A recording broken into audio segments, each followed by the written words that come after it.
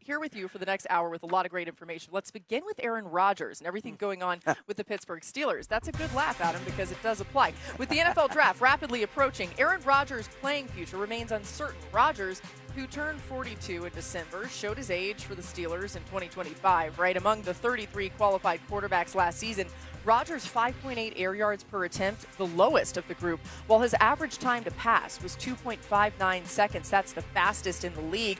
Everyone's waiting on a decision from Aaron Rodgers, including Mike McCarthy, who addressed that timeline today. Yeah, I'm not going to really get into timelines. So we're in constant communication. Talked to him last night. So we're in a good space, and we'll just continue to work through it. I think the quarterback room's going to be coached the same way, whether he's in there or he's not. It's, you coach to the lead player, because if you're going to build if you take the passing game, if you're truly going to be tied to the discipline and the footwork and the teachings of how that position plays and is coordinated with the perimeter, they all have to be synchronized. So that part won't change. The AFC coaches, of course, meeting with the media today, and that's why we'll be focused a little bit more on those teams. Adam, what more can you tell us on this timeline for Aaron Rodgers? And I'm sorry if you're tired of this question, but we're going to keep asking it until we have a decision. Laura, I'm never tired of the Aaron Rodgers question. It's always out there, and the situation is that he and Mike McCarthy have been talking on a regular basis. That would lead people to think, if they're talking that often, why are they even talking if Aaron Rodgers is not serious about coming back? Right. That would tell you that obviously he's strongly entertaining the idea of coming back to the Pittsburgh Steelers. And I think everyone right now within the Steelers organization is cautiously optimistic that he'll be back. We never fully know with Aaron Rodgers, but that much activity and conversations and talking about what the future could look like clearly is an indication that he's serious about playing.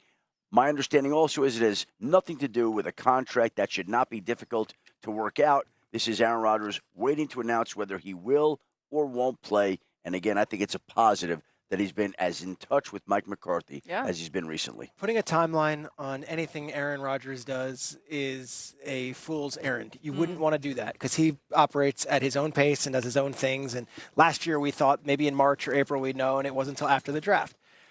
I would think with the draft being in Pittsburgh, and I would think with the constant dialogue with Mike McCarthy that this year it would be appropriate from both sides to have that answer before they have another pick in the top 20 in the NFL draft. I would think that with a coach that he spent that many years with, out of mutual respect for each other, that we would get that answer before mid-April. But it really doesn't matter because even if he weren't going to come back, it's not like the Pittsburgh Steelers need to know by the first night of the draft, because I don't think a lot of people believe and expect that they're going to be picking a quarterback in the first round. Some people have said Ty Simpson. I don't think people expect Yep. them to take a quarterback in the first round. Can I add something here? Yeah. I sat next to Mike McCarthy at the breakfast today, and as much as the questions were about Rodgers, said he would have taken Will Howard before the 6th round last year.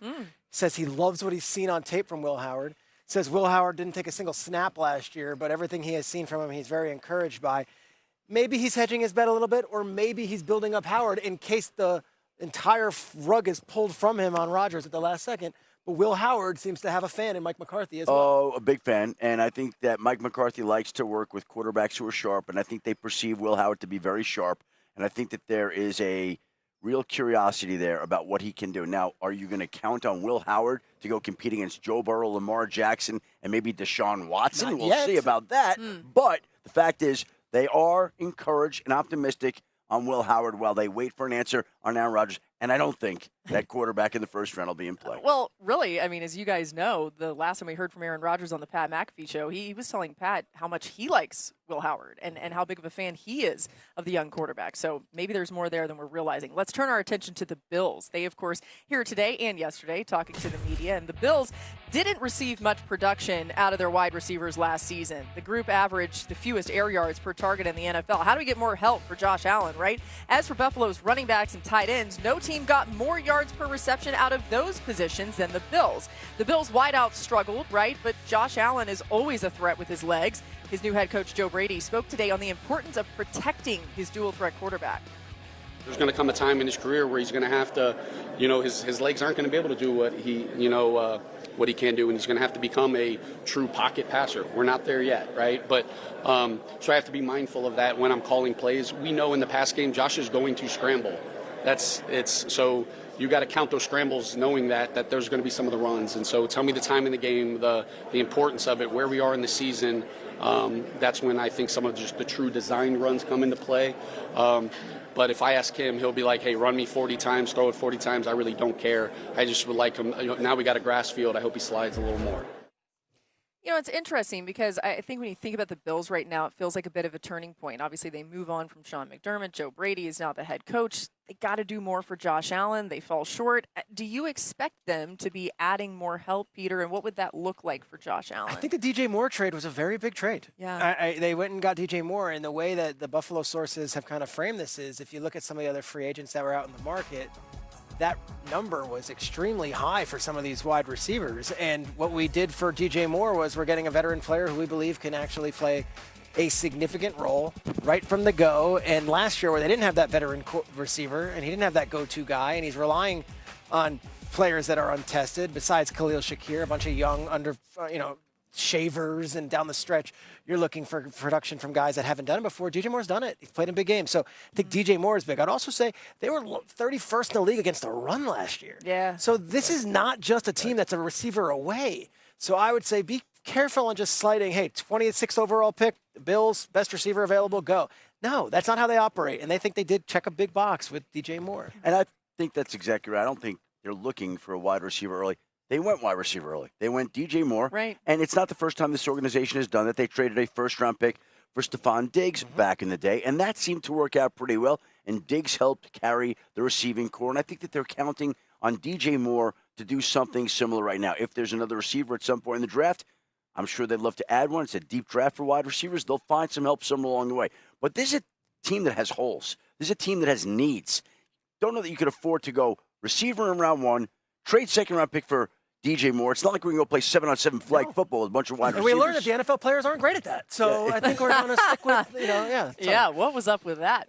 Adam, we got some more top stories that we want to get to today. Are there any rule changes coming out of the league meetings this year that will affect what the fans see on the field next season? A couple of notable things today, Laura, and I think the ones that we're watching both involve officials. The NFL today approved a competition committee proposal for 1 year only. And this is really in light of the dispute with the NFLRA, the Referees Association, to correct calls from the Replay Assist Center in New York City. So what the league is trying to do here is say, we have an extra set of eyes on the game in the event we have to use replacement officials and we can't get a new collective bargaining agreement. Leverage, Adam. That's Leverage. a message. Man, There's oh, a message right there. And the other one to watch today is that essentially disqualifications can occur after a flag wasn't thrown on a play. Like DK Metcalf last year, no flag when he goes into the stands. They can look at that and say, disqualified, he's out of the game in this particular case. So a couple of big rule changes here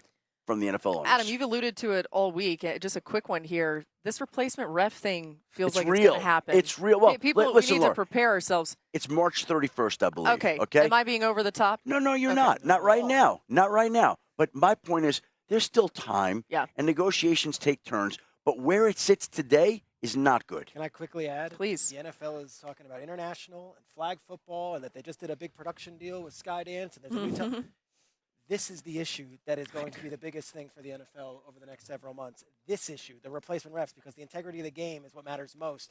And trust me, the owners are going for a fight, and that refereeing association, they're in for one too. There might be, in the spring, a lot of late-night sessions with a lot of iced coffees from people drinking them. By the way, that iced coffee is no longer iced. It's now warm coffee. It is raining here in the desert. I'm confused by that, but it's not dampening our spirits. We carry on here on NFL Live. We will be here for the rest of the hour with Schrags and Schefter. The Chiefs head coach Andy Reid gave us a recovery timeline, an update on Patrick Mahomes. Very positive. This is going to be fascinating. Is there a chance we could see Mahomes